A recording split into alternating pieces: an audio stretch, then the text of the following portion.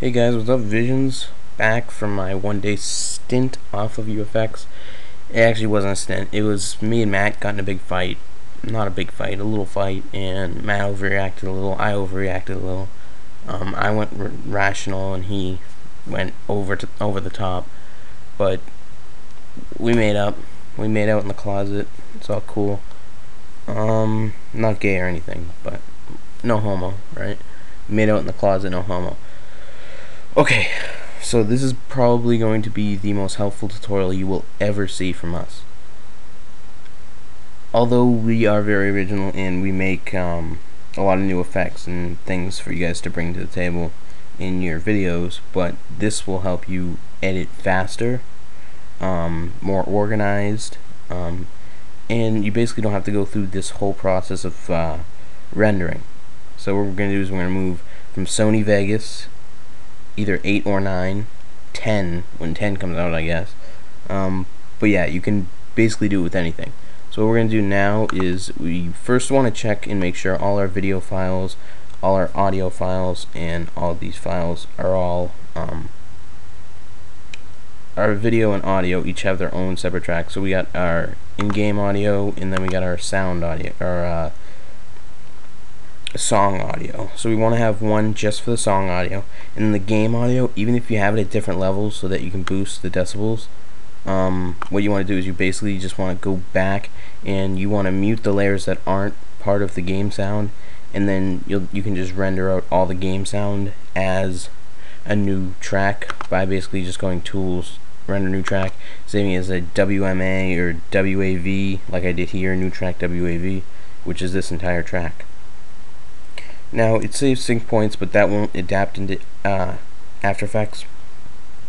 But who cares? Let's just get on with this. You just want to make sure your settings are good. You want 32-bit floating point, and it doesn't really matter if it's linear or video. But when you have 32-bit floating point, what it'll do is it'll allow you to seamlessly work into 3D in After Effects. So I'm just going to do that for no reason at all.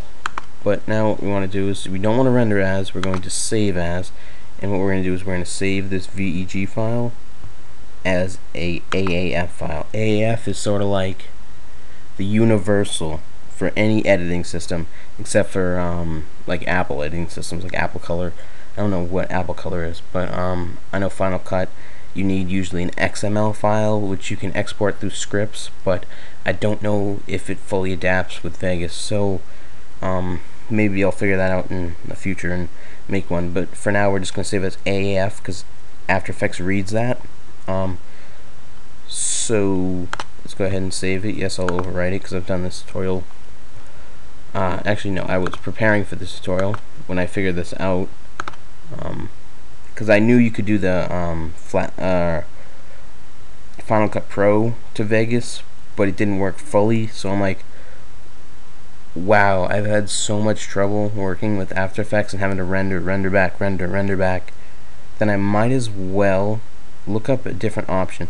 And so I went through these forums and I just found a solution. I said save as AAF, but not everyone knows what that means. So I made a tutorial on it. Now what we're going to do is we're going to import. What we want to do is import the file, and the file we're going to be importing is sync AAF. It comes with a log so we can adapt to different importing types. Now it should already come with a composition, so what you're going to do is just going to double click, open that composition. Now this composition has all your major sync points, as you can see, tons of them. These are all the different clips that are in the entire video, cut to precision site, and even if you RAM render it, it should work out good. Now basically let's look at our composition, make sure our composition settings are right. So they are right. There's 16:9, 1.7 aspect ratio, and we're good. So basically that's it, but there's a couple other things you can do here. You can always just merge the composition and just put it in a new composition by just going new composition, comp 1, all those settings, and then we can just drag the sync composition right in there, and then we have this all good, all synced and everything, and we can just add effects to the composition.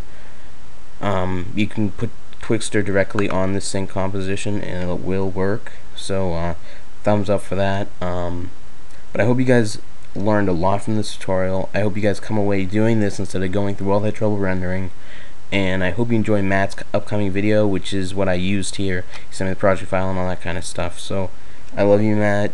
We made up, we had sex, it's all good.